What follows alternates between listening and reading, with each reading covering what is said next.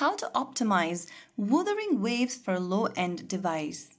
Hi everyone, welcome back to Crazy Gamer. If you're struggling with lagging issue, low FPS or constant stuttering while playing Wuthering Waves on your device, then here's how you can still make the game run smoother even on low-end devices. First of all, launch open your Wuthering Waves game on your device and make sure that you go ahead and tap on the menu button appearing at the top right corner once the game loads and you are inside this kind of a game. Now on the next page where it says Terminal, go ahead and tap on the gear button at the bottom right corner. Now tap on this button on the left hand side corner which looks like an image icon, and it'll open up this basic tab where you can go ahead and set your graphic quality. Right next to graphic quality, set it to performance or ultra performance and go to resolution and keep it to low. Scroll down to frame rate and set it to 30 FPS. Keep your special effects quality to low. Now go to shadow quality and keep it to low as well.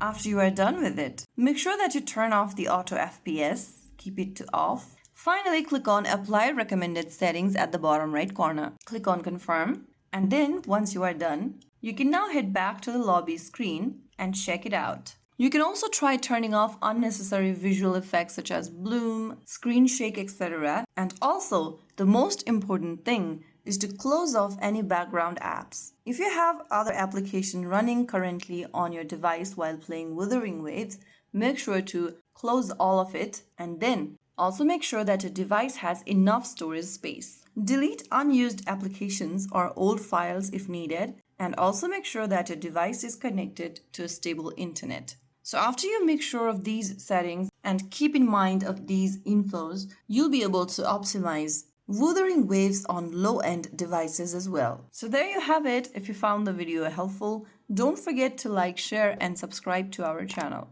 I will be back again in the next episode. Thank you for watching.